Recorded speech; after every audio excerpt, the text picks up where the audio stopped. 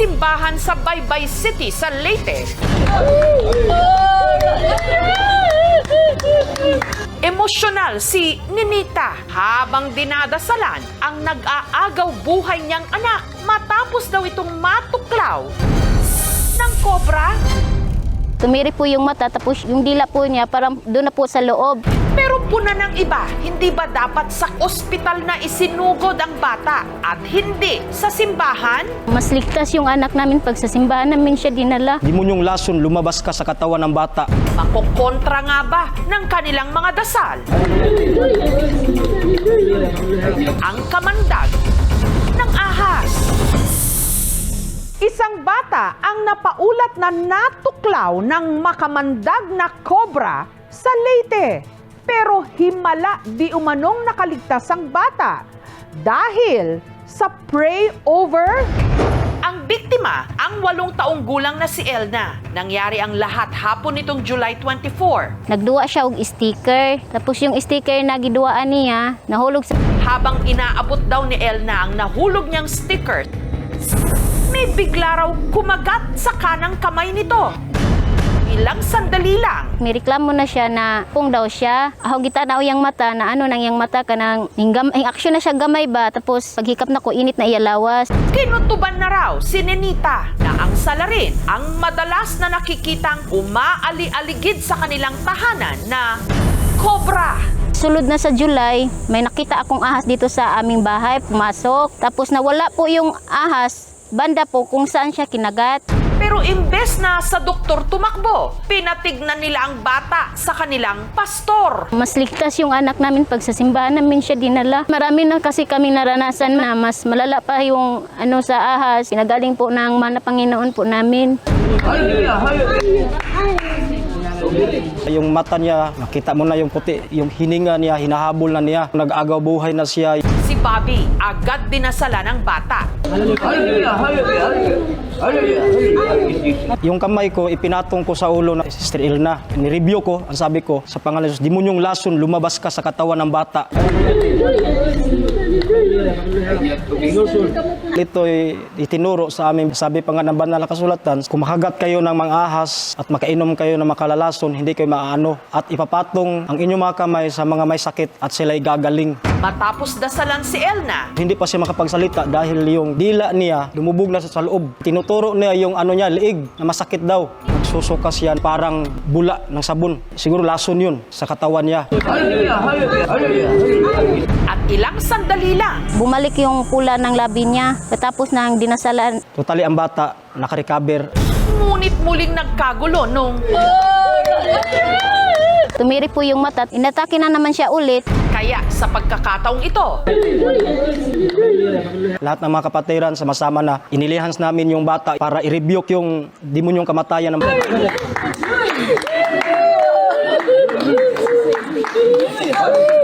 Iyakan na lahat. hanggang sa Unti-unti pong gumaling po siya. si Elna, uminam na raw ang pakiramdam. Gumaling talaga ang bata. 2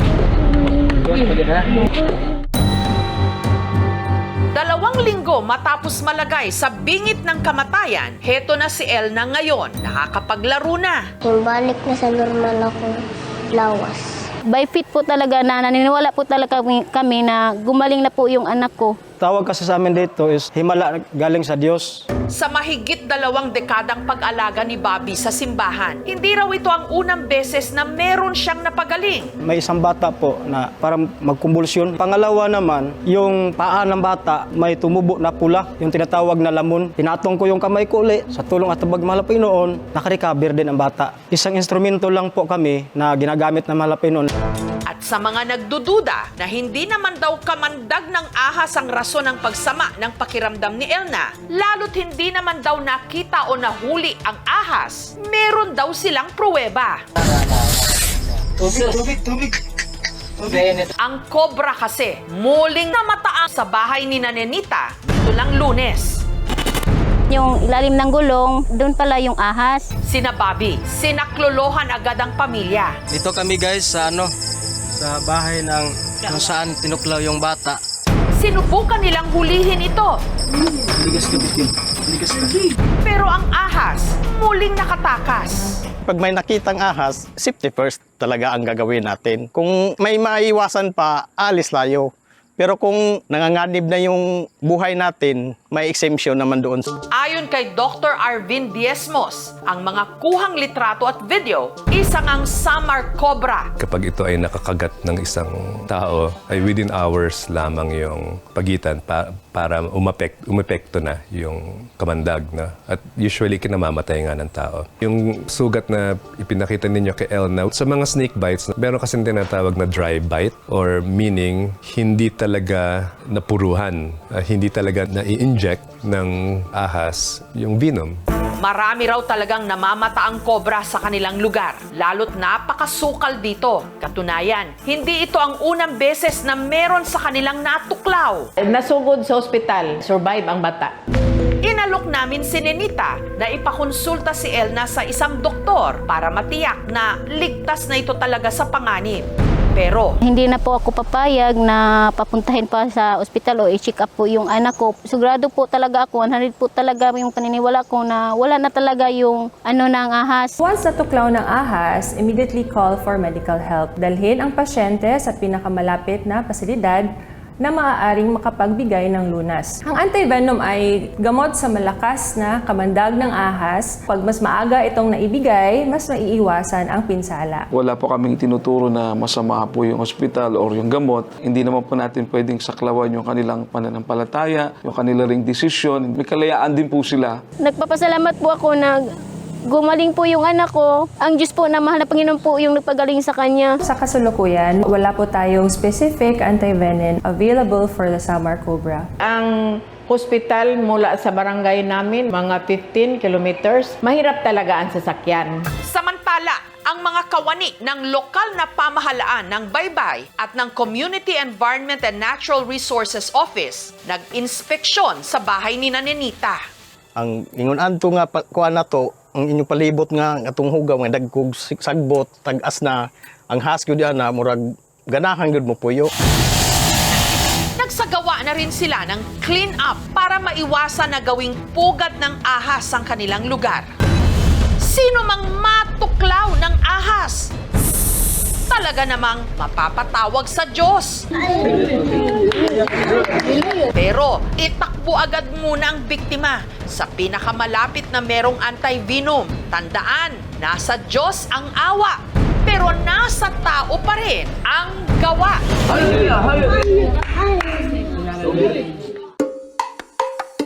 Bugtong-bugtong! Ang balat ay kulay luntian o green, pero ang laman, dilaw. May kalakihan, ngunit masarap kainin at malinamnam. Sirit ang prutas na napapanahon ngayon, avocado. Ang lamang ng prutas na ito, haluan lang ng asukal, gatas at yelo, ayos na ang buto-buto. At sa mga nagki-crave dyan, sakto, tumpok-tumpok at bagsak presyo ito ngayon sa mga bangket at palengke. Season na naman kasi ng avocado. Sa 4 na ektaryang farm na ito sa Maragusan, Davao de Oro, may 50 puno ng avocado, kung saan nakaka-harvest si Jake ng 300 kilos kada linggo. Dalawang klase ng avocado ang namumunga rito. Ang evergreen na kulay berde pa rin ang balat kahit pahinog na, at yung tinatawag na binotilya, pabilog ang hugis at kulay violet ang balat. Ang lasa ay magkaparehas lang naman. Bago akyatin ang mga nagtatayugang puno na 30 feet ang taas, may itinali munang lubid si Jake sa kanyang bewang. Ang kabilang dulo naman ng lubid nakatali sa bukag o basket. Pagpunta namin sa taas, nihila namin yung basket pa itaas para may lalagyan ang avocado namin. Dahil karamihan sa mga bunga ng avocado nasa dulo ng mga sanga, para maabot ang mga ito, gumamit si Jake ng sibut o panungkit na gawa sa kawayan.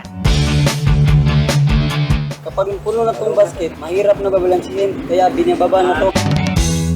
Ang mga napitas na avocado, paborito raw nilang gawing lamaw. Ang laman ng avocado, binudburan lang ng asukal, powdered milk, at Pwede na siyang kainin.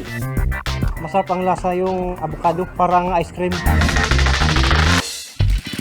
bago naman ibagsak sa palengke ang kanilang ani. Classify namin yung avocado, yung class A, yung malaki, makinis siya. Yung class B, yun yung maraming gasgas at maliit. Na ibebenta ito ni Jake mula 35 to 50 pesos kada kilo. Depende sa laki at kalidad. Sabi ng customer namin, presko at may lasa. Masarap kasi fresh from the farm.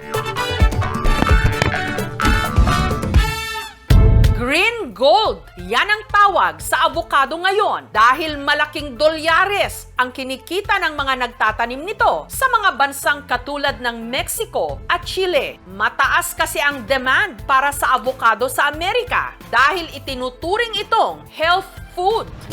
Yun nga lang, matakaw sa tubig ang puno nito kaya pinagmumulan din ito ngayon ng tagtuyot o drought pati na ng gulo sa pagitan ng mga gang o mga sindikato. Sa mga bansa na katulad ng Canada, ng Russia, hindi siya tutubo doon. Sa mga bansa na yon na may mga snow, hindi kaya ng avocado mag-survive.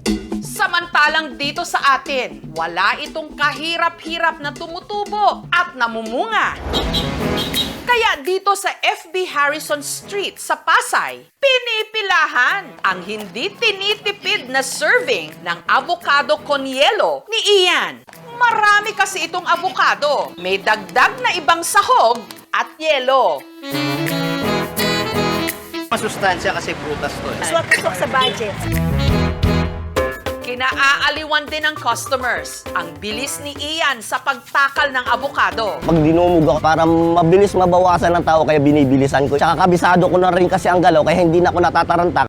Kada serving ng avocado con yelo, mula 60 to 100 pesos, depende sa laki. Sa mga nagtataka kung hindi ba nalulugi si Ian, gayong napakagalante niyang magsahog ng avocado, ang sikreto, Yung kay Ian, mura lang daw kasi niya itong nabibili sa Divisoria.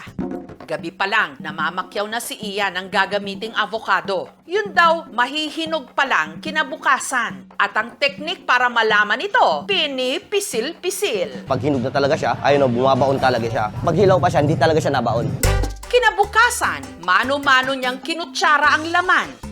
Siyam na tab ang pinrepair naming avocado. Ang bawat isang garapon, 7 kilong avocado. Dahil sa avocado con yelo ni Ian, kumikita siya ngayon ng libo-libo kada araw. Pinakamalaki, 6,000. Napag-aral ang 4 niyang mga anak. Lumago ang kanyang negosyo. Pero ang avocado, hindi lang pang merienda. Si Chef Rico, hindi sayote o papaya ang isinasahog sa kanyang tinola, kundi avocado. Naubusan ako ng sayote at papaya. Ang natitira na lang sa puno ng aming probinsya ay ang avocado. Kaya naisipan ko itong ilahok sa tinolang manok. Sa paggawa ng tinola sa avocado, nag-gisa muna siya ng sibuyas, luya at bawang. Inilagay ang manok, tinimplahan ng patis, dinagdagan ng chicken stock. Ang gagamitin nating kaldo yung hugas bigas, mas malinamnam.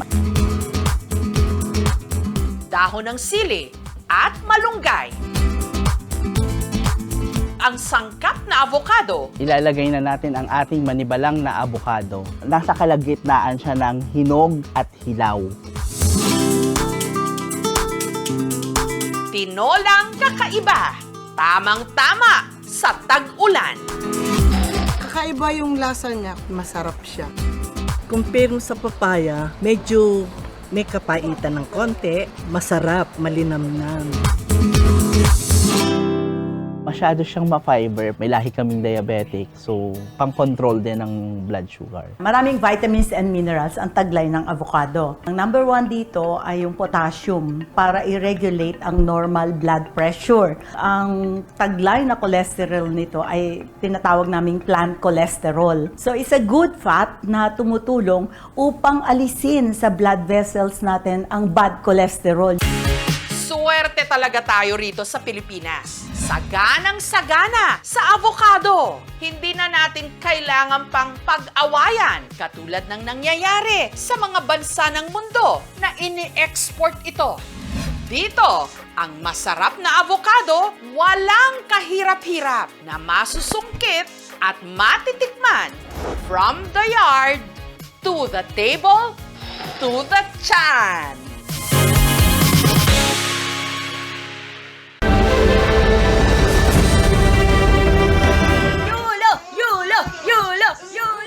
Halos mapatambling ang sambayanan kagabi. Sa finals kasi ng men's gymnastics floor exercise sa Paris 2024 Olympics, ang pambato nating si Carlos Yulo, umarangkada.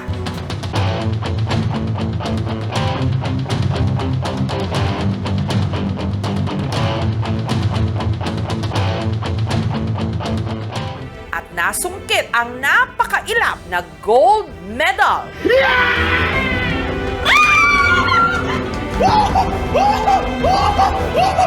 Si Carlos ang pangalawang atletang Pinoy sa kasaysayan na nanalo ng gold medal sunod kay Heidelin Diaz.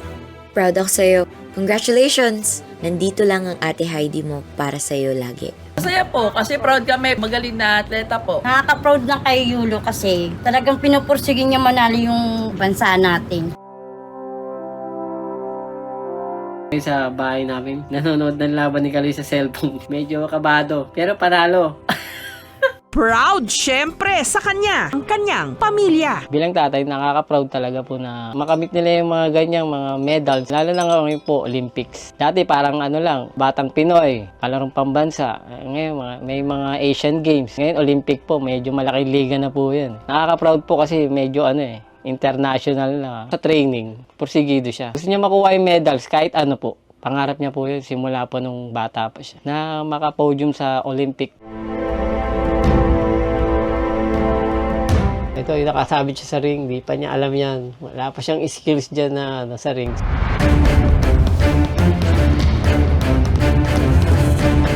Nakapasok siya sa floor exercise saka sa ball, favorite niya yun. Naramdaman ko sa sarili ko na makakakuha to. Natuwa po, tsaka naiyak. Hindi pa rin po makapaniwala hanggang ngayon. First time ko po na makita yung sarili kong kapatid na nag-gold sa Olympics. Dati nanonood lang po kami ng sabay. Tatlo kami sa gym, ni Kaloy tsaka ni Eldro, bago siya mag-Olympics. Ang dalawang Olympian ko. Po, isa po akong gymnast kasi dahil po lagi po akong sinasama ng lolo ko sa mga trainings ng mga kuya ko, so nakikita ko po yung mga training nila. Influensya po ako ni kuya dahil sa tips niyang ginagawa. Bilang teammate, nakikita ko siya na focus lang. Ang picture na po ito is kuha po siya ng fan na photographer ni Kuya sa 2018 Asian Games sa Qatar. Ito po ay pommel horse and ang ginagawa niya po is nagsisircle.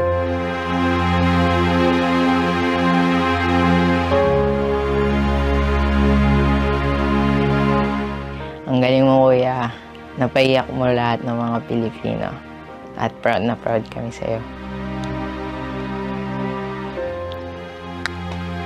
Lagi po akong nagdadasal po. Kahit malayo sila sa akin.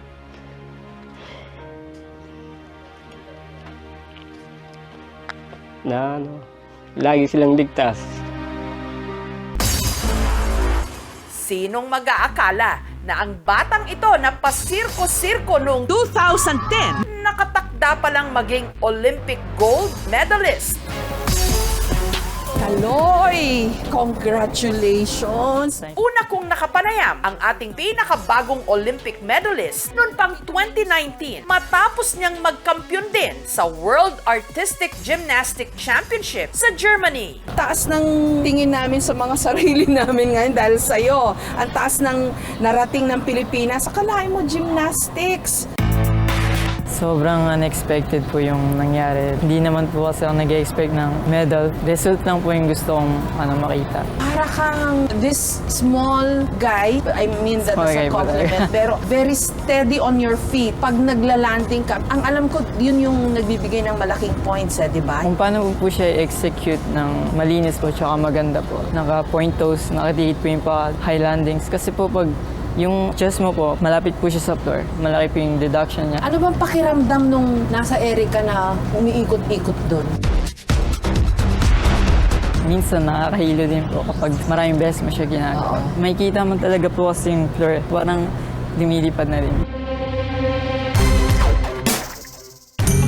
7 taong gulang lang daw si Kaloy nung nagka-interes siya sa gymnastics na nagsimula lang sa pagpapasirko-sirko sa isang park sa Malate. Ang lagi niyang kasakasama noon sa competitions, si Teacher Ezra. Taon-taon, sumasali kami. Ang start niya kasi sa Tacloban, natalo siya doon. Nag-POF din siya, Cagayan de Oro yon. Dahil beginner siya, talo muna siya doon. Tapos nung sumunod na, nanalo na siya. Ganon din sa palarong pambansa, perennial champion yan. Makikita mo yung progress kasi niya eh. Hindi siya napapanghinaan ng loob. Parang nagiging motivation niya yon na para galingan pa niya.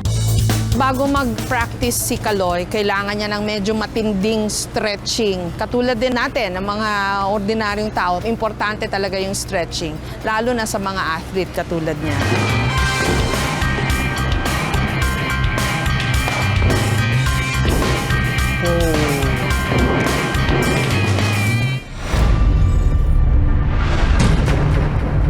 Sa kwento mo, hindi talaga madali itong pinasok mong sport, ha? Pero masaya po siya, enjoyable po kasi challenging po siya. Kung nai-enjoy niyo po yung hirap, mas may enjoy niyo yung sarap po kapag kunyari, nanalo po. Tigas ng mga kamay mo, ha?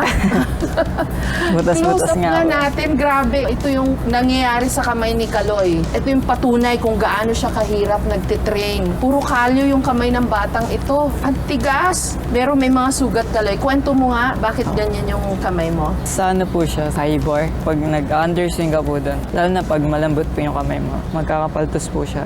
Pag nagkalyo, okay yun. Opo, kasi mas matibay na yung kamay mo. Napoprotect niya po yung kamay. Ano naiisip mo dito sa narating mo, Kaloy? Malaki po siya pero may mas malaki pong naghihintay sa akin siguro. Nasa iba na po yung mindset ko agad. Nasa Olympics na po agad talaga yung mindset ko. I promise you, listen to me hard, he's gonna get the Olympic gold. Please! Fast forward to 2024. Ang pangarap na medalya sa Olympics ni Kaloy, naabot na niya.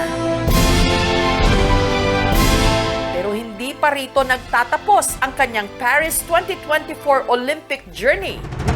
Ngayong gabi kasi, susubukan din niyang masungkit ang kanyang ikalawang Olympic medal sa finals naman ng vault events. Pumasok po siya sa vault exercise. Kinabahan po kasi ako kasi pang 6, kala ko hindi siya makapasok kasi that is one of his favorite event din po is vault. Medyo 50-50 pa rin po kasi marami rin po talaga malilinis, gumalaw at matataas po yung difficulty. This gold medal means an awful lot. Not only to the Philippines, to the Gymnastics Association, and especially to me, it means a lot to me. It's good for the Philippines because now we have a lot of grassroots, mga bata. They want to be another Carlos Yulo. Ang dami gusto maging gymnast ngayon. Anong ibig sabihin ng gymnastics sa buhay mo? Nabago po yung buhay ko. Sobrang mayayain po talaga ako. Hindi po talaga ako nakikipag-usap. Uma-approach ng tao. Tsaka yung confidence ko po, medyo tumataas po siya. Loy, kausapin mo nga yung mga bata na baka dapat pumasok din, maingganyo rin mag-gymnastics. Lahat naman po tayo may chance. Kahit hindi po sa gymnastics, piliin niyo yung gusto niyong gawin. Ayun naman po yung key doon kasi doon po kayo talaga mag-excel. Kahit mahirap, hindi niyo mapapansin yan kasi nga gusto niyong mag-improve. Maliban kay Kaloy, marami pa tayong ibang mga kababayan na patuloy na lumalaban para sa kanilang Olympic dream. Suportahan po natin ang ating mga Pinoy Olympian na itinatayo ng buong husay ang ating bandera sa buong mundo. Mabuhay!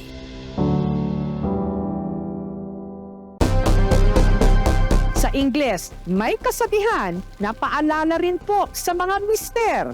Hell has no fury like a woman scorned. Huwag lulukuhin ang inyong mga pisis kung ayaw niyong paghalo ang balat sa tinalupan.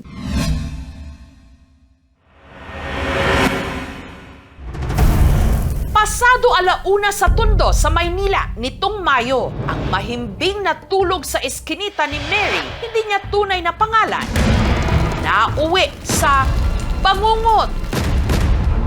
May babae kasing bigla-bigla na lang siyang binuhusan ng gaas, sabay sinilaban. Ang dahilan di umano sa nag-aalimpuyong galit ng nambuhos, selos, Pagseloso niya ako dahil sa asawa niya. Magkaibigan lang kami nun. Si Mary kasi, pinaghinala ang kalaguyo ng mister ni Karen na si Roger. Hindi po nila mga tunay na pangalan. Nakita ko po silang akbal sa loob ng hotel po. Hindi ko naman po inaasahan yung mangyayari po yung ganun. Si Mary, nakalbo, nalapnos at namaga ang mukha, leeg, braso at iba pang parte ng katawan matapos magtamo ng 3rd-degree burns. Halos hindi na rin niya maidilat ang kanyang mga mata. Sobrang hapdi. Akala ko talaga mamamatay na ako. Pero may dapat ba talagang pagselosan si Mrs. kay Mary? Matapos ang 1 buwan sa ospital, nakauwi na si Mary. Unti-unti nang naghihilom ang kanyang mga sugat. Pero ang kanyang mga braso, leeg at mukha, balot na sa peklat. Yung mga daliri ko po, hindi ko po gano'ng madiretso dahil makirot-kirot pa po. Hirap din po akong lumingon dahil sa leeg ko naman po. Lalagyan ko lang po siya ng cream kapag kumikirot-kirot. Yung paghawak-hawak ng mga mabibigat. Yung parang kahit plato, isang kamay lang po ang gamit ko. Hindi ako makakain na maayos. Kwento ni Mary, tanghali nitong May 31, nung nakaidlip siya sa labas ng kanyang tinutuluyan. Tulog na tulog nga po ako. Bigla po siyang dumating noon. Bigla niya po akong binuhusan ng gas sa ulo. Pagbuhos ang gas niya sa akin, biglang bato ng lighter sa ulo ko. Nagliyab ako. Bumangon po ako nung nagliliyab na ako. Nagsisigaw na ako, nagtatalon ako. Sobrang hapde. Yun ang bagay sa'yo dahil malandi ka. Yung hawak ko ng 2 kamay sa mukha ko para lang hindi maapektado yung sa mata ko. Sobrang sakit. Akala ko talaga mamamatay na ako. Nagsisigaw na sila ng sunog. Sabi ko, ano ba yung sunog na yun? Nung makita ko si na pala. Lapos na. Nakita namin, umaapoy pa yung buhok, inaabot na rin yung mukha niya. Buti na lang, may hus ako dyan. Binumbahan. Mainit, sabi niya. Naaawa kami, hindi naman namin pwedeng lapitan. Agaran naman na dinala sa ospital talaga. Iyak siya ng iyak na sinasabi niya na ayaw niya pang mamatay. Mukha ni Mary, napuhunan pa man din daw niya sa pagiging sales lady, nasunog at lumobo. 20 days po akong nakarate kasi din nun. Nagwawala ako. Hindi ako makakain pero nakaswero lang ako. Hindi rin po ako makatulog. Sa hospital pa lang. Parang gusto kong bangunin yung sarili ko na gumanti sa kanya. Yan ang bagay sa'yo dahil malandi ka. Nagkakatrauma ako sa ospital noon nung nakaratay ako. Nakikita ko siya nung sinunog niya ako. Ano tumatakbo siya, paulit-ulit yun, araw-araw yun. Buti na lang lumaban po siya. Nasasaktan kami kasi nga hindi naman namin alam yung kapatid namin nagkaganyan. Sinira yung buhay niya. Pag-aamin ni Mary, matagal na raw silang magkakilala ng mister ni Karen na si Roger. Pero never daw sila nagka-spark. Hindi naman kami ganong ka-close talaga. Nagsimula lang naman po talaga yung pagsiselos niya dahil sa pagtabi lang namin doon sa kompyuteran. Nanghiram po siya ng account na yung sa sugal sa akin. Pinahiram ko naman po yung araw na yon. Tinatape ko po yung account ko sa keyboard ng ginagamit niya. Hindi ko naman alam na selosa siya. Pero wala talaga. Magkaibigan lang kami nun. Si Karen, nakakulong ngayon sa Manila Police District. Sobrang dala naman po ng galit ko po, kaya ko po nagawa yun, ma'am. Ngayon, sobrang pagmamahal ko sa mga anak ko. Ayoko maging broken family sila habang lumalaki. Matagal na raw siyang kinukutuban na may iba ang kanyang asawa. Nawawalan na rin po ako ng gana sa kanya. Di na rin po ako nagpapakaasawa, gano'n. Kaya po nagawa niya yung gano'n. May mga nagsasabi po sa akin yung mga ginagawa nilang hindi maganda. Hanggang napagpasyahan ni Karen na tiktikan ang kanyang kabiyak. Sinundan niya ito hanggang nakarating daw ito sa isang motel. Sinundan ko lang po yung hinala ko, yung patog ko. Tama naman po yung hinala. Nandudun po sila. Ayon kay Karen, nahuli niya raw si Roger na kasama di umano si Mary. Sino yan, Roger, ha? Sino yung kasama mo, ha? Nakita ko po silang actual. Magkasama po sila sa loob ng hotel po. Hindi po totoo na nag-hotel kami niyan. Hindi po ako sumama dun. 2 araw pagkatapos noon, May nagtimbre lang po sa akin na kaibigan nila na natutulog daw po siya sa labas ng bahay. Kasi sobrang dala po ng galit eh. Hindi ko na rin po napigilan yung sarili ko eh. hindi na raw napigilan pa ni Karen ang bugso ng kanyang damdamin. Isinakatuparan na ang kanyang paghihiganti. Gas po. Sa kalandibomba po namin. Tura! Yan ang bagay sa'yo? Dahil balati ka? Pero may basihan nga ba talaga ang pagseselos niya? Tura! O minalas lang talaga si Mary na napagbintangan?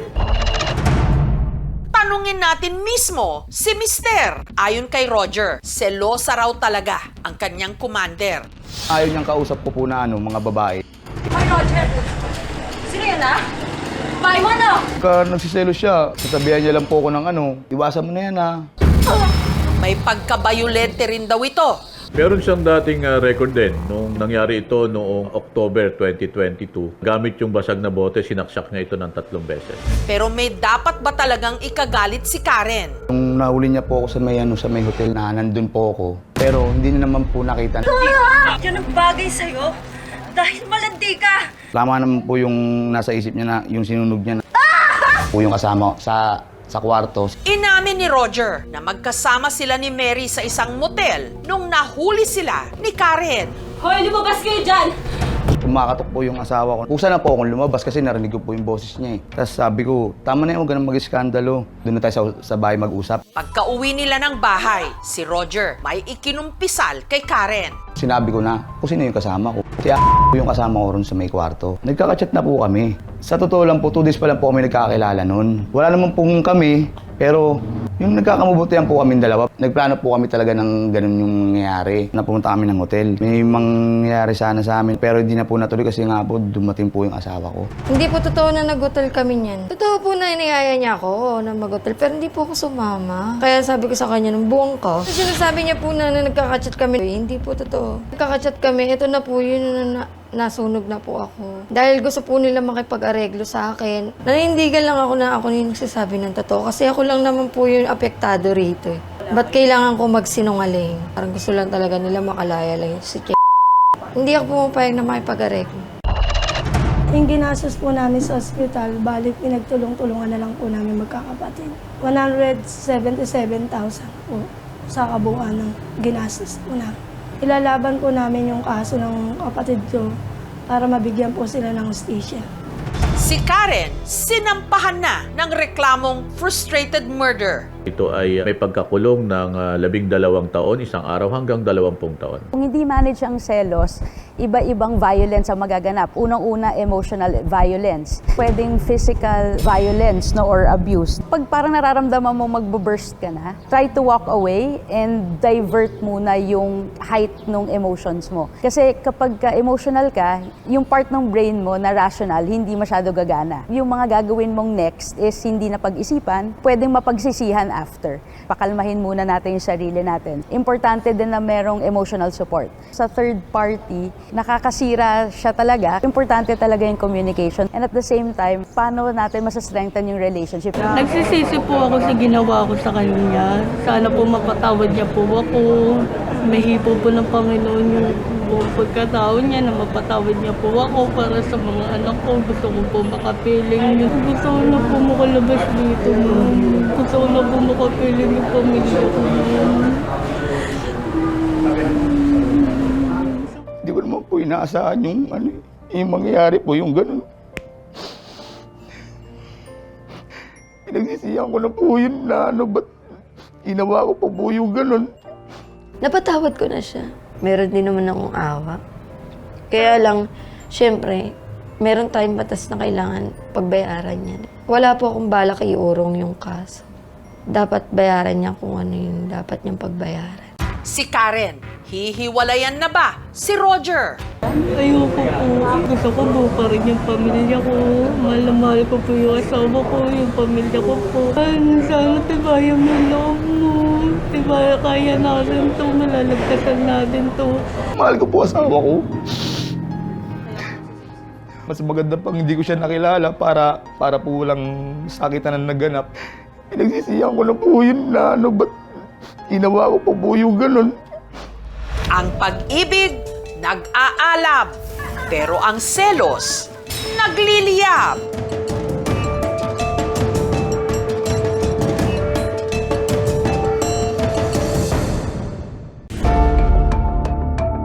Sa Davao Occidental, akalain nyo, pinag-aalaga ng mga tigre.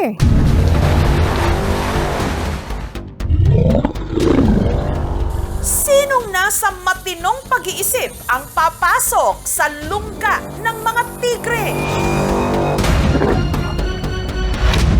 Siya. Gwapo yan magtrabaho, nakas tiger, tapad kay paspas kay. Nakikipag-usap pa siya sa mga ito habang pinipinturahan ang kanilang kulungan nang wala man lang suot na kahit na anong pamproteksyon. Wala si Thor, gawas na si Thor. Ang walang sinasantong mga tigre. Nakuha pa nga niyang pagalitan. Sige! Sige! Basta inyo lang ako magbehave, dili manghilabot. Ha? Nariyang nakipaghabulan.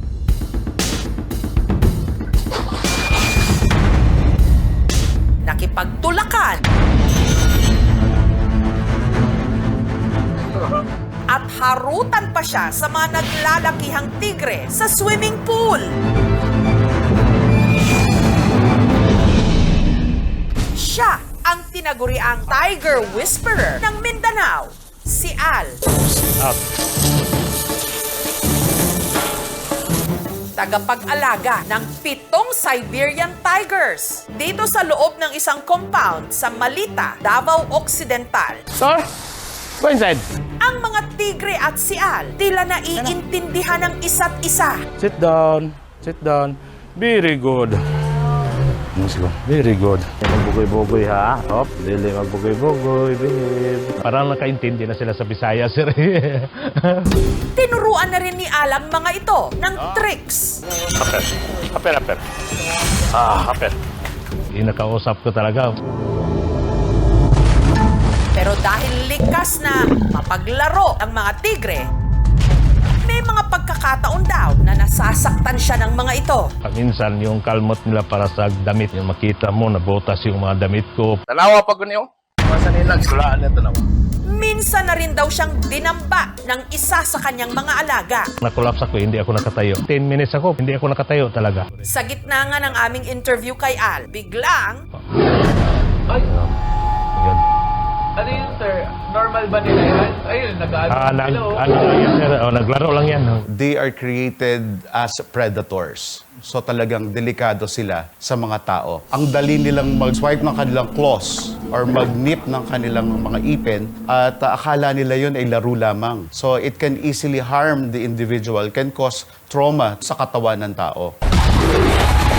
Chef daw talaga si Al hanggang taong 2015 nung ang kanyang amo bumili ng 2 batang tigre, sina Thor at Jack. Pagtingin ko sa tiger, nawakan ko agad. Hilig ko talaga yung mag-alaga ng hayop eh. Ang ginawa ni Al, nanood siya ng mga tutorial online para magka-ideya kung paano alagaan ang mga tigre. Ipinapasyal rin niya ang mga ito. Parang aso lang at saka pusa pagtingin ko sa kanila. Taong 2018, si Jack, ang isa sa mga tigre, ipinanregalo raw ng kanyang amo kay dating senador Manny Pacquiao. Bilang kapalit, bumili ulit sila ng bagong makakasama ni Thor, si Athena, babaeng tigre.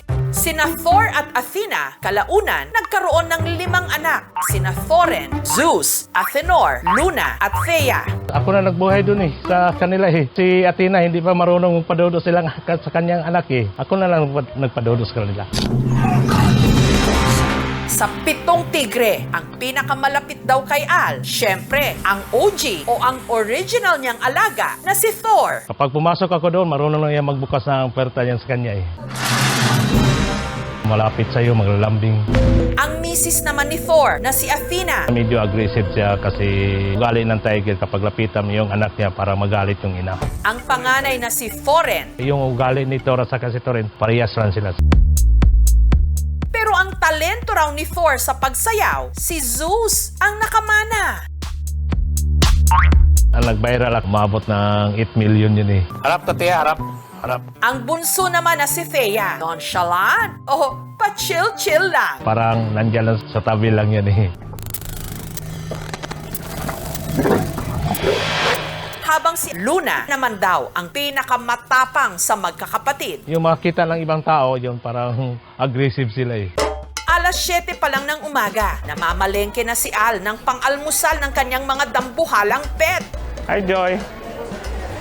Kuha ko na 2 ka manok karon. Ang kanyang binili nung araw na yon, 10 kilos ng atay ng manok at 45 kilos ng whole chicken. Ang gusto sa tiger is fresco. Nabalatan ko lang yung manok. Maya-maya lang, lakas loob na siyang pumasok sa kulungan ng mga ito.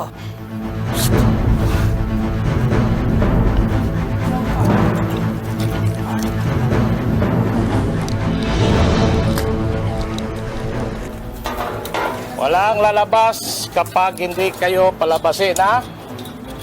Maghintay kayo kung anong oras ako magpalabas sa inyo. Walang lalabas. 1, 2, 3, 4, 5, go!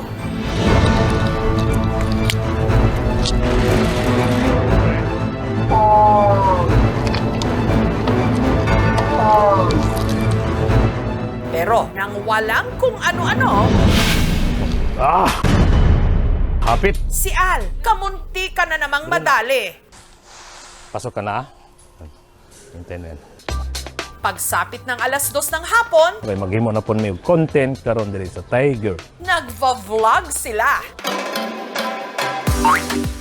Wala. Madami talagang natutuwa sa akin. Sila natakot na eh. Baka next month o next week, hindi ka namin makita na.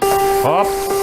Yun nga lang, ayon mismo kay Al, kung anong ganda raw ng pagsasama nila ng kanyang mga alaga, kabaliktaran ang relasyon niya sa kanyang pamilya. Si Al, 5 buwan nung nahiwalay sa misis niya na isang OFW sa Kuwait. Nag-iba na siya sa akin. Minsan-minsan lang magtawag sa akin. Habang ang 2 nilang mga anak nasa poder ng pamilya ng kanyang misis sa Davao City. Malayo rin ang loob sa kanya. Malaking kulang ko talaga. Kasi malayo siya sa akin. Kailangan nila may papa. Gayunman, patuloy siyang umaasa na balang araw mabubuo ulit ang kanilang pamilya. Kaya ngayon, ang pinagbabalingan muna niya ng kanyang atensyon. Masaya na ako kasi Tiger yung kasama ko. Ay, naraw. Minahal ko na talaga yung mga alaga ko talaga. Yun nga lang, marami ang nabi-beast mode sa pag-aalaga nila ng tigre. Hindi pabor. May mga papilis din. Dapat yan, hindi yan sa bahay alagaan. Nag-reply kami, kumpleto naman lahat yan, may papilis yan. Yung tiger may kinakain everyday, may vitamin sila eh. Meron namang provision yung DNR para sa mga wildlife collectors. Kailangan lang nilang ma-submit yung mga requirements, mapakita nila na legal yung pagkaka-acquire nila dito sa mga hayop na to. Sa grupo naming PETA, dinidiscourage namin ang lahat sa pagkakaroon ng exotic animals or wildlife. Hindi naman sila tinawag na wildlife kung hindi talaga sila kailangan nasa wild. Pag balik yan sa wild, hindi na sila marunong maghanap ng pagkain. Pasok ka na? Pero si Al, mas lalo pa raw pag-iigihan ang pag-aalaga niya sa kanyang mga tigre. Lalo't si Athena, buntis ulit. Ako na mag-alaga sa personal talaga. Hapel. Hapel. Ang pagmamahal na hinahanap ni Al sa tao, sinong mag-aakalang matatagpuan pala niya sa mga mababangis na tigre?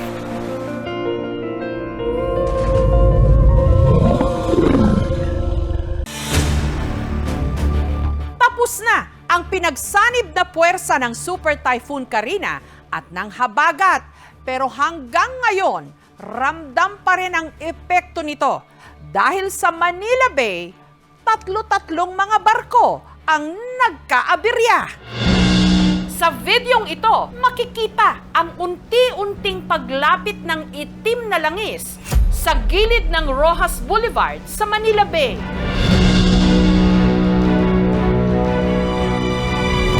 Tila nilamo na rin ng langis ang bahagi ng dagat na ito sa Hagonoy, Bulacan.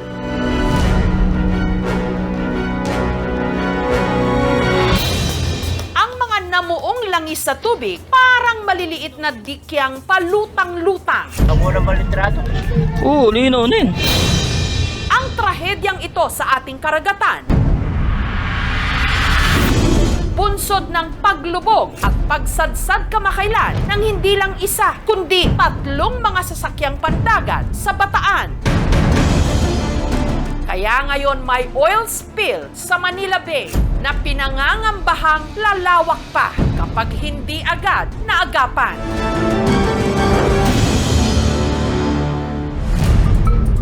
Pinagmumula ng pagtagas ng langis ang tanker na MT Terra Nova na pinataob ng Super Typhoon Carina at ng habagat sa karagatan ng Limay sa Bataan nitong July 25. Sinundan nito ng paglubog ng isa pang tanker, ang MTKR Jason Bradley sa may Mariveles naman, dito pa rin sa Bataan, July 27.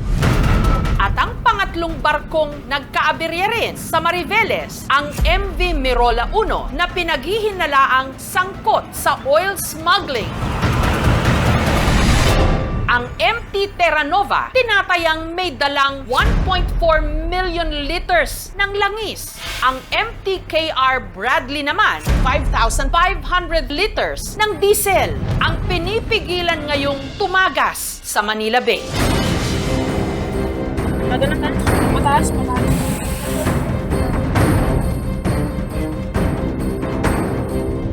At ang epekto nito, ramdam na, lalo na sa kabuhayan ng mga mangingisda sa palibot ng Manila Bay. Pakita mo yung langis sa braso mo. Ang mga bangkang ito sa Orion, sa Bataan, pinasok na ng langis. Langis, butil-butil, no? Masabit sa lambat. Pag pinain nyo. Pati isda, may langis na. Ito na guys, yung diesel na tapo no. Ang mga mangingisdang ito naman mula sa Limay, halos wala na raw mahuli. Ang kanilang lambat kasi nabalot ng langis. Grabe lambat namin no. Kinapitan na ng diesel, tapos tayo nito. Kaya ang pinaghati-hatian nilang kita nung araw na yon. 250 paghatihan pa namin ni Papa. Ay, tangis kami nito mga mandaragat. Ang mga nahuli namang alimasag ng mga tiga-Tanza sa Cavite, hindi na raw mapakinabangan. Yan po yung alimasag. Punong-puno na po ng langis. Sa pinangangambahang paglawak ng epekto ng oil spill sa Manila Bay, paano kaya makakaahon ang mga apektado nating kababayan? Bakit pa kasi pinayagan na makalayag itong mga barkong ito? Tumakas yun, walang paalam yun. 100% na walang kabuhayan yung mga mangisda natin sa Manila Bay. Wala tayo magawa. Alaw talaga.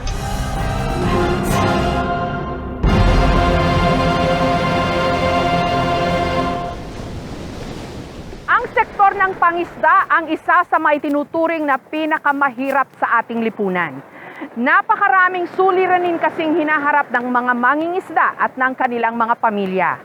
Masamang panahon, climate change, overfishing o pagkaunti ng mga mahuhuling isda na ngayon madadagdagan pa ng pangamba ng oil spill.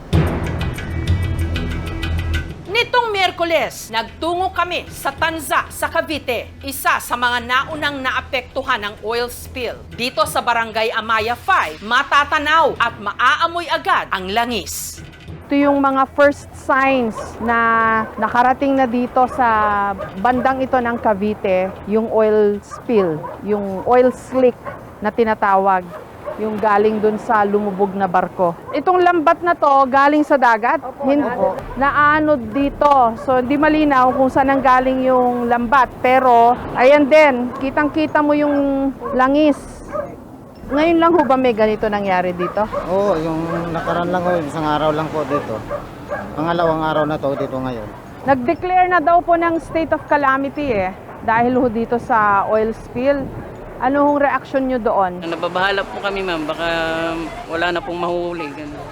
Mga isda. Hindi na nga po mabili yung Hindi mabili nga isda namin dito Nitong nakaraang linggo lang, isa ang Barangay Amaya 5 sa hinagupit ng pinagsanib na puwersa ng habagat at ng Super Typhoon Karina.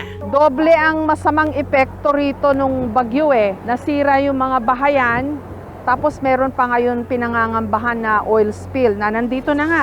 Umabot na rito sa kanilang pampang. Doble-doble ho yung epekto sa inyo ng bagyo. Doble-doble po talaga. Marami ho bang bahay nasira dito? Marami po. Durog na durog. Ito may bahay ho yan. Walang natira kahit ano.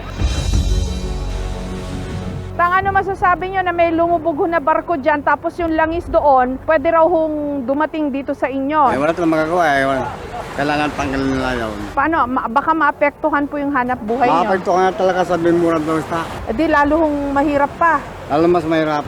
Amoy na ang oil spill. Nitong Lunes, nung una raw nilang namataan ang oil spill sa kanilang barangay. Morning pa lang po ay nakita na po talaga namin. Kasi malaki po ang alon. Nakikita po namin yung mga basura. May mga nakadikit na po siyang langis. Yung alon, amoy langis talaga siya. Kaya ang mga residente, ang mga kawani ng barangay at ang Philippine Coast Guard agad nagsagawa ng emergency clean-up drive. Mga tanod po namin, nag-gloves po kami. Maano siya, malagkit, maitim po talaga. Tinakpan po muna namin kasi hindi po siya pwedeng dapat mabasa para hindi siya magkalat din sa daan yung oil. Ang nakolekta nilang basura nung araw na yon, umabot ng 40 sako. Yung mga basurang nakuha nila, hindi na maitatanggi na may langis galing doon sa mga lumubog na barko. Ano hong instruction ng munisipyo? Kailangan nakasako? Ganun Opo, ba? isako po muna para hindi mapasama sa ibang basura. Kasi ibang klase to, delikado. Delikado yan. Yan po yung limasag. Punong-puno na po ng langis. Ang 40 kilos na alimasag, huli ni Nanardo at Alonso. Pero hindi na raw nila ito naibenta. Sa estimate ko po, baka kulang-kulang 5,000 na rin po ang lugi nila doon. Ito po yung lambat na video ko nung nakaraan na may lamang alimasag. Parang asfalto siya pag dumidikit sa kamay. Ito yung napuno ng yung langis, pati alimasag namin. Pagkuha namin, itim na rin, parang ganito na rin, kaya nakawalan na lang ulit namin sa dagat.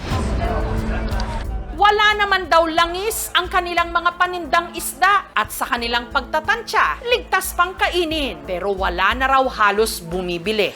Malapit lang sa Barangay Amaya itong bagsakan ng isda. Barangay Kapipisa, dito pa rin sa bayan ng Tansa. At dito ramdam kung gaano lalo pang humihirap ang sitwasyon ng mga mangingisda natin. Kine-check naman po namin yung mga kalakal ho ng mga mangingisda bago ibaba dito na hindi sila amoy langis. Madali ba makita, kuya, kung ano? Yes, ma'am, amoy na amoy po sa isda. Malayo pa lang siya, nasa pagbaba pa lang po dun sa tray. Alam nyo na. Maamoy mo. Based po dun sa sensory analysis na araw-araw na ginagawa ng BIFAR, as far as yung amoy, sa tingin at sa lasa, pumapasa po yung mga aming mga samples. Masasabi namin na safe pangkainin yung mga isda. Ang shellfish naman po ay nakaban naman na po. Huwag po muna tayong bumili ng tahong at saka talaba. Pwede po silang magkaroon ng allergic reaction, mahilo, magsuka, pwede po silang himatayin, posibleng maging anemic ka. Kung ikaw may hika, madali ka mahirapang huminga at posible pang ikaw po ay atakihin sa puso. Aris, kamusta ang buhay dito? Dati po malakas po ang kita namin. Ngayon minsan po natitirahan pa po kami kasi natatakot po yung mga tao na kumain Mga sapsap, dati 350 benta namin. Ngayon po bumabaksak mga 200. Minsan, mga sa 200, minsan hindi pa nabebenta Minsan kumikita kami ng mga 1,000. Ngayon, wala pang kita. Problema ngayon ni Aris kung saan kukuha ng panggastos, lalo pat balik eskwela na ang kanyang mga anak. Ang isda namin, hindi namin alam kung mauubos o ano. Kaya pag hindi naubos, hindi namin alam kung paano kami makakabayad bukas. Ang diskarte naman ni Ronald, ang mga hindi maibenta, ginagawa na lang tuyo o daing. Ito mga isdahong ito. Ito po yung muang tsaka po yung tirit. Dati po yan nabibili dito ng perbalot na 100 pesos. Ngayon po, 20 pesos na lang po namin nakuha kasi nga po mahirap po ibenta sa labas kasi nag-aalangan nga po silang bilihin. Kaya inano po namin, tinutuyo po namin, bibiyakin po at dadaing bibilad po sa init ng araw para po mabenta pa. Kasi malulugi po, baga nila po sa labas. 20 pesos na lang. Dati magkano ko 100 po ang bilihan. 100. Kasi bago pa man, no, itong oil spill, ang mga mangingisda sa Manila Bay ay talagang nawalan na sila ng kabuhayan mula pa ng 2021 dahil dito sa reclamation. Kaya ngayon, no, meron ng fishing ban. Kaya totally, 100% nawalan kabuhayan yung mga mangingisda natin sa Manila Bay. Tinungo rin ng aming team ang Bataan kung saan lumubog ang 2 oil tanker at sumadsad ang isa pang barko. Sa Mariveles, kung saan lumubog ang MTKR Jason Bradley, may mapapansing bakas ng langis sa mismong dagat at dalampasigan.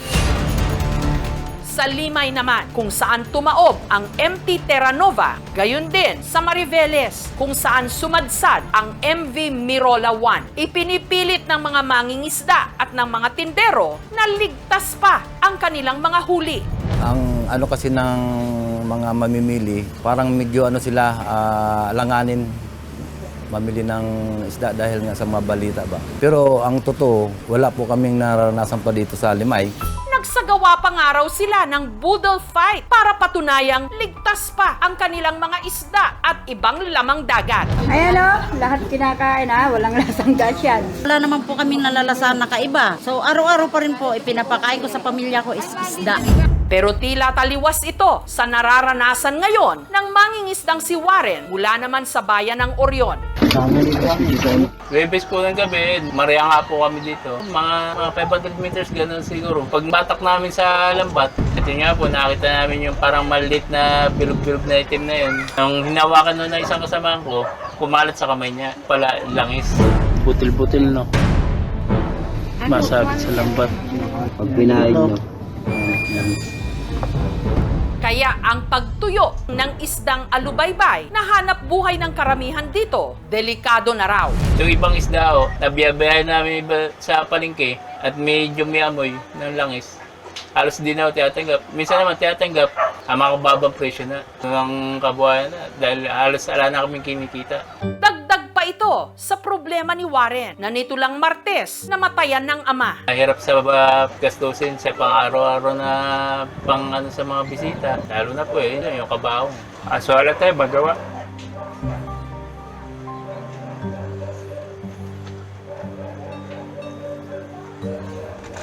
Umaga nitong Biyernes, nung may na-recover sa dagat ang mga residente sa barangay ni Warren na 2 drum ng langis na wala ng laman.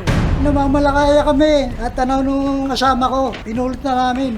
Amoy langis. Nung hawakan namin, talagang madulas. Nahirapang isang pa sa bangka. Hindi namin masiguro kung saan barto galing to.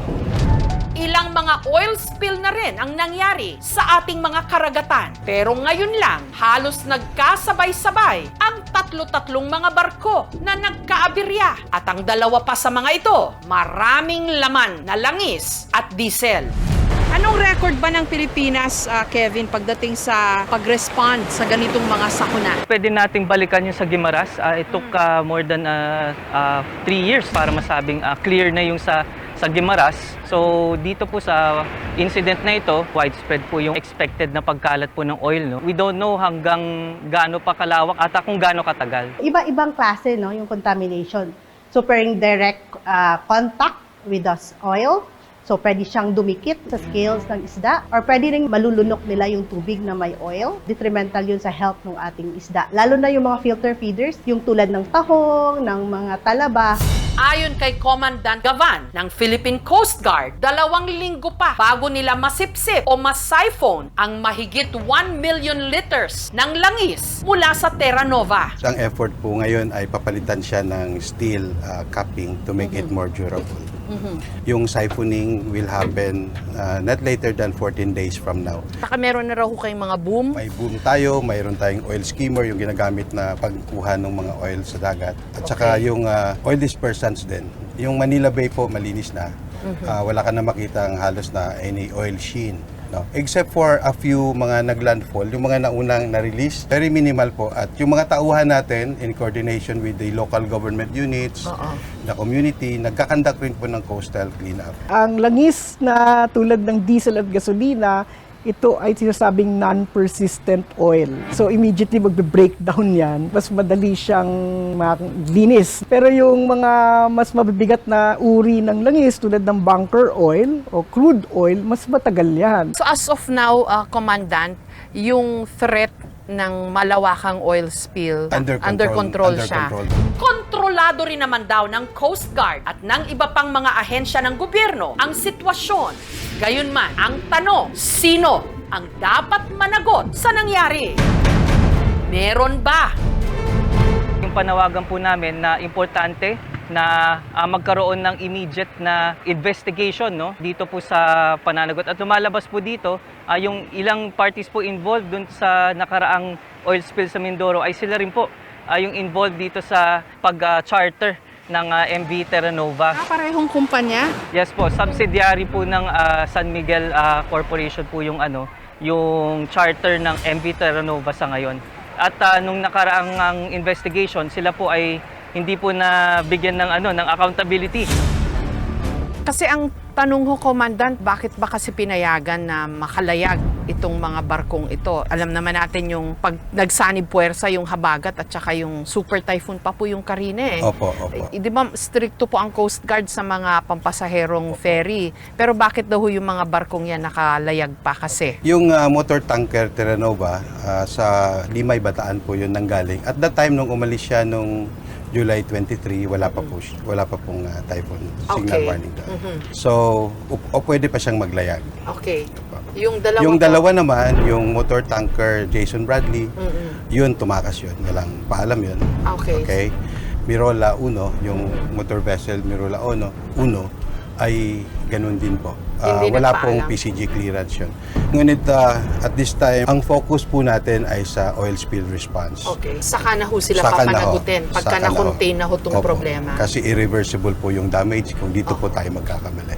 Pagkatapos po nito, yung investigation at yung enforcement will be carried out.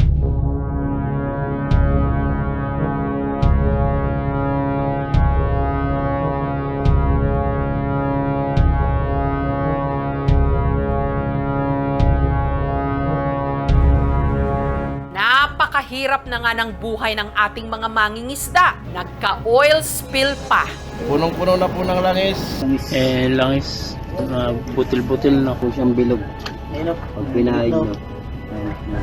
Sana nga, hindi na lumawak pa ang problemang ito sa ating mga karagatan para ang mga kababayan nating dito umaasa at nabubuhay sa problema, hindi tuluyang malunod.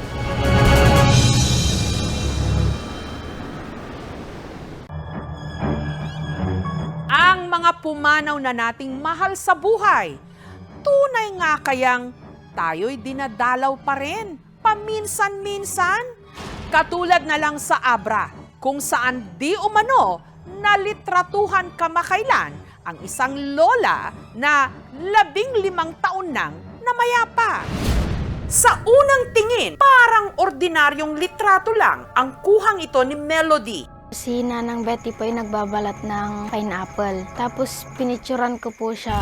Pero nung nakita ito ng ina ni Melody na si Melchi, kinilabutan siya sa kanyang napansin. Maraming beses ko po siyang sinum para tignan ko kung siya talaga. Pero siya talaga po yun. Tinawagan ko po yung mama ko. Nasaan kayong lahat nung nagpicture kayo ng ganyan? Nandito kami lahat sa kubo, sabi niya. Sa litrato kasi, meron pa raw ibang nahagip. Parang si Lola yung nasa bintana. Oo, simula mo yan. Ang matandang nakadungaw sa bintana kasi walang iba, kundi ang kanila raw, Lola Uning. Malapad kasi ang mukha ng nanay ko, tapos maitim din. Yung sa picture, malapad yung mukha niya. Ang nakakakilabot daw dito, ang kanilang Lola Uning, mahigit 1 dekada nang patay. Patay na po siya tapos bigla lang pong nagpakita. Kaya po ako natatakot at kinakabahan. Kung ito nga ang kanilang Lola Uning, bakit siya nagpaparamdam?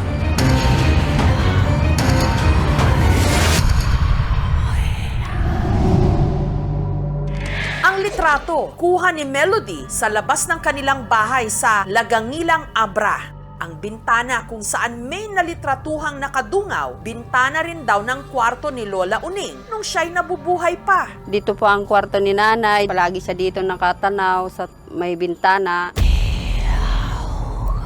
Yun na po yung laging style niya po eh. Sige. Mag-ingat ka. Pag wala siyang ginagawa, umupo siya yan sa bintana. Pag merong dumadaan, binibiro niya. Doon ko po siya tinatanggalan ng puting buhok. Tapos pag bilangin mo kung ilan yung natanggal mo, babayaran ko.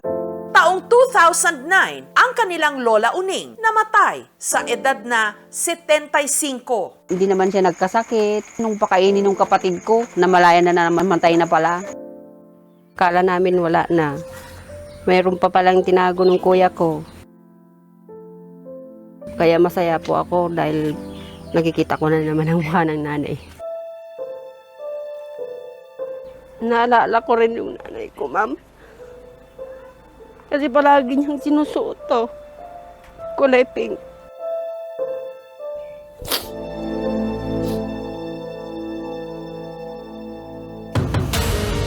At mula nung yumao ang matanda, di umano, makailang beses na raw itong nagparamdam sa kanila. Nanang? Madalas nga raw mapanaginipan ni Melchi ang kanyang lola. Binibisita niya ako. Nakamusta niya kung ano yung kalagayan ko.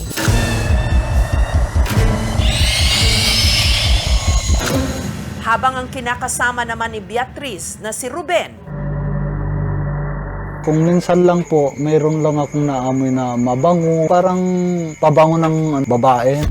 Kahiga lang ako dito, parang yung mga balahibo ko tumatayo. Parang may tao nga na sinisilip ko kung sino yun.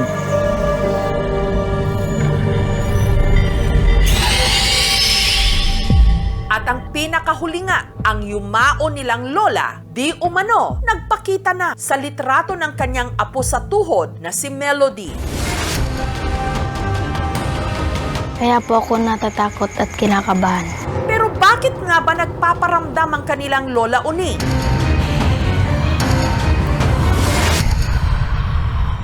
Kawanan ko na po, ma'am. Ang kanila kasing Lola Uning, dati raw, kumadrona. Nagparamdam po siguro siya. Inaalala niya po ako. Mahal na mahal niya po kasi ako. Kapag pinapagalitan po ako ng nanay ko noon, dinedepensahan niya po ako. Maaaring nag-aalala raw ang kanyang Lola Uning, lalo't ang pagbubuntis ngayon ni Melchi, maselan. Medyo problemado po kasi kailangan ko daw po masalinan ng dugo kasi anemic po ako. Siguro, sinusubaybayan tayo. Lumuluha nga ako nung nalaman ko yun eh. Maganda na rin pag nagpakita, ma'am, kasi parang buhay. Para malaman kung sino o ano ba talaga ang sumama sa litrato, ipinasuri namin ito sa isang eksperto. Ang masasabi ko, hindi edited. Parang magkamukha. Magkahawig lang. At sa patuloy na pag-iimbestiga ng aming team, meron sila na-diskubre. Yung asawa ni Betty, kamukha na siya yun, ma'am, talaga. Hindi po ako yun kasi umalis po ako doon sa loob ng bahay. At meron daw makakapagpatotoo na wala nga si Ruben sa kanilang bahay noong mga oras na nakuna ng litrato. Noong July 21, nasalubong ko si Ruben na pabalik sa papuntang terminal. Ano nga ba ang katotohanan sa likod ng misteryo sa litrato? Ipapasilip na namin sa aming pagbabalik. Litrato na kuha sa isang bahay sa Abra, nagdadala ngayon ng kilabot. Ang napicturan daw kasi na parang matanda na nakadungaw sa may bintana, hawig daw sa kanilang Lola Uning na 15 taon nang patay. Oo, simula mo yan. Patay na po siya tapos bigla lang pong nagpakita. Kaya po ako natatakot at kinakabahan. Ang litrato, ipinasuri namin sa eksperto. Yung sa pagsusuri ng pixel, pag in-enlarge natin yan, makikita mo yung sharpness nito, which is yung bintana lang. Yan ay ghost image na capture ng camera. Dapat medyo dense, yung malabo-labo ba or may transparency. It looks solid, lalo sa elbow, sa mukha, walang senyalis na yan ay ginalaw. Pero kutob niya, Hindi siya lumulusot, no? Kaya totoong tao. bagay na pinaniniwalaan din ng mga kapitbahay ng pamilya. Hindi si Nanay Uning yan. Maliit na babae, ma'am, mahaba ang buhok. At saka yung manipis yung mukha, ma'am. Ang buhok ni Manang noon, mahaba at hindi siya nagtatali ng buhok. Hinala naman nila ang napicturan. Asawa ni Betty. Walang iba kundi ang kinakasama ni Beatriz na si Ruben. Yung asawa ni Betty yun. Kamukha na siya yun, ma'am, talaga. Pero depensa ni Ruben, Ay, hindi po ako yon kasi umalis po ako doon sa loob ng bahay. Biyahe po siya sa Bangged nung oras na yun. Yung sa picture, para parehas po yan, ang plate number po ninyo. Ano po masasabi niyo tungkol doon? Umalis din ako kaagad. Hindi na ako pumasok sa bahay. Mula July 21, sa umaga dito kami namamasada. Kasama namin siya. Pauwi na pagbalik niya, 5. Parang sinanay namin, kaya doon namin naalaala yung nanay namin. Talagang hindi po kami nagsisinungaling, wala naman po kaming makukuha. Sa kulturang Pilipino, no, ay nandito rin yung konsepto o yung paniniwala na hindi talaga nalalayo ang mga taong yumauna. Madali para sa Pinoy na isipin na may misteryosong pangyayari, baka konektado pa rin sa taong yumao. Kasi when you speak of spirit, it doesn't have any shape. It doesn't have any appearance. Kapag namayapa ng isang tao, namatay na yung isang tao, ang kaluluwa niya ay pumupunta na sa kanya dapat na patunguhan. nitong Biyernes, binisita ni Beatriz ang puntod ni Lola Uning. Sana, Nay, palagi niyo akong sinusubaybayan. Bigyan niyo po ako ng lakas para malagaan ko pa yung mga apo natin. Miss na kita, Nay. Kayong dalawa ni Tatay.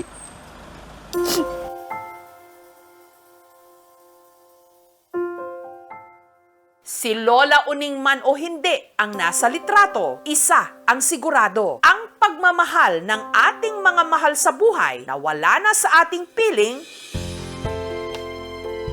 dumudungaw hanggang sa kabilang buhay.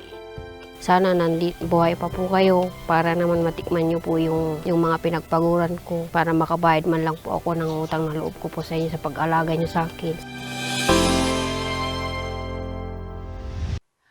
Thank you for watching, mga kapuso. Kung nagustuhan niyo po ang videong ito, subscribe na sa GMA Public Affairs YouTube channel. And don't forget to hit the bell button for our latest updates.